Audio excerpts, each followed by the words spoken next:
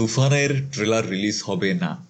Yes, তুফান cinema রিলিজের মাত্র 6 দিন বাকি আছে। এই মুহূর্তে সোশ্যাল মিডিয়াতে এরকম একটা খবর ছড়িয়ে পড়েছে যে এই সিনেমা রিলিজের আগে অন্য কোনো প্রমোশনাল ম্যাটেরিয়াল আর ড্রপ করা হবে না। আসল ব্যাপারটা হচ্ছে, মহেন্দ্র সোনি ফেসবুকে পোস্ট করে জানিয়েছেন যে এই সিনেমার ট্রেলার প্লাস গান রেডি, এখন শুধুমাত্র রায়হান রাফির অ্যাপ্রুভালের জন্য ওয়েট করা হচ্ছে। কিন্তু রায়হান রাফি বলছে যে এই সিনেমা রিলিজের আগে আর কোনো কিছুর দরকার নেই। এই ব্যাপারটার পরে সোশ্যাল মিডিয়াতে একটা হতাশার সৃষ্টি হয়েছে সিনেমা প্রেমীদের মাঝখানে। সবাই এই সিনেমাটা নিয়ে প্রচন্ড রকমের হাইপ, সবাই ওয়েট করে আছে কখন এই সিনেমার একটা ট্রেলার ড্রপ করা হবে। তো এই মুহূর্তে রিলিজের বাকি আর মাত্র 6 দিন, এখন যদি এরকমটা শোনা যায় যে এই সিনেমার ট্রেলার ড্রপ করা হবে না, অবশ্যই সিনেমা প্রেমী হিসেবে এই জিনিসটা একটা হতাশার খবরই বটে। অনেকেই সোশ্যাল মিডিয়াতে ব্যাপারটা নিয়ে ক্ষোভ ঝাড়তে শুরু করেছেন যে এই সিনেমাটাও কি শেষমেশ প্রিয়তমা কিংবা রাজকুমারের পথেই হাঁটবে। এই সিনেমার মধ্যেও কি এমন কোনো সমস্যা রয়েছে যেটা ট্রেলার রিলিজ করা হলে পরে ট্রেলারের মধ্যে রিভিল হয়ে যাবে, দর্শক তাতে করে এই সিনেমার সমস্যাগুলো কিংবা প্রোডাকশন ভ্যালু সেটা নিয়ে ডাউট করতে শুরু করবে। এই জন্য হয়তোবা দর্শক সিনেমাটা দেখার জন্য আগ্রহ হারিয়ে ফেলবে।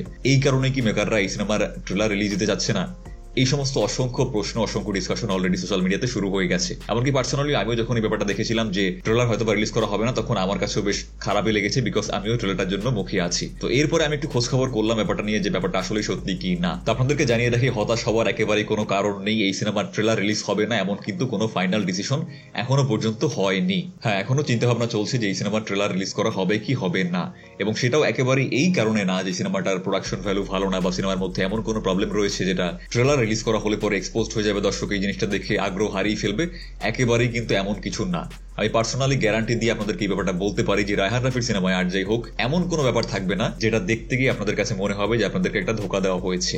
সেটা অন্যান্য ডিরেক্টরদের ক্ষেত্রে হতে পারে, বাট কোনোভাবেই রায়হান রাফির ক্ষেত্রে হবে না। আমি পার্সোনালি ব্যাপারটার গ্যারান্টি দিতে পারি। বর্তমানে বাংলাদেশে কমার্শিয়াল স্পেসের মধ্যে মাত্র একজনই ডিরেক্টর রয়েছে যিনি চেষ্টা করে যাচ্ছে বহির্বিশ্বের সিনেমার স্ট্যান্ডার্ডের কাছাকাছি বাংলাদেশের সিনেমা নিয়ে যাওয়ার জন্য, এবং সেখানে সে কতটুকু সফল সেটার প্রমাণ অলরেডি আপনারা পেয়ে গেছেন। তো এখানে এরকমটা ভাবার একেবারেই কোনো কারণ নেই যে সে আপনাদেরকে একটা ধোকা দিতে যাচ্ছে।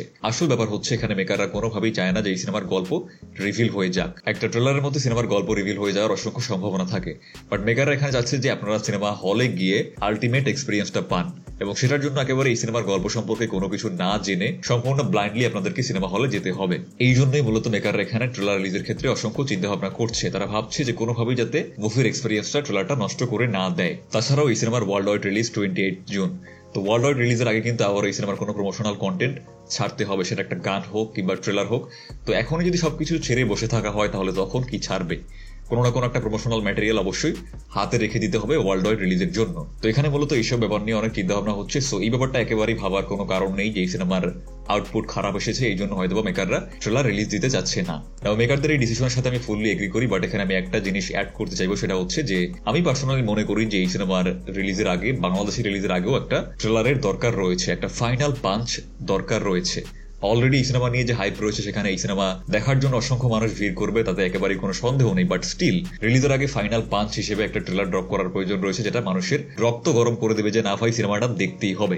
না, এখানে এই ব্যাপারটা করা যেতেই পারে যে স্টোরি লাইন রিভিল না করে একটা ট্রেলার ডিজাইন করা।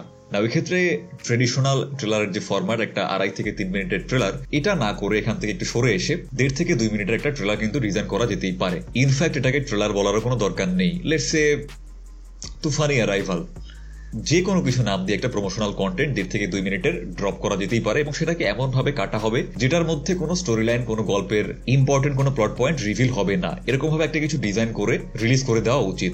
মোট কথা হচ্ছে, এই সিনেমাটা দেখতে যাওয়ার আগে তুফানের এই ওয়ার্ল্ডের, শাকিব খানের এই চরিত্রের আরো কিছু দৃশ্য দর্শকদের দেখতে পাওয়ার প্রয়োজন রয়েছে, এবং সেই ব্যাপারটা দর্শকদের এক্সাইটমেন্টটা আরো অনেকটাই বাড়িয়ে দেবে। তো আশা করছি মেকাররা এই ব্যাপারটা বিবেচনা করবে এবং সেটা ভেবেই সিদ্ধান্ত নেবে। ভিডিওটা দেখার জন্য অসংখ্য ধন্যবাদ। কমেন্টে আপনাদের মতামত অবশ্যই জানাবেন। যদি আমাদের চ্যানেলে প্রথমবার হয়ে থাকেন, প্লিজ লাইক এন্ড সাবস্ক্রাইব। দেখা হচ্ছে নেক্সট ভিডিওতে। Till then, tata.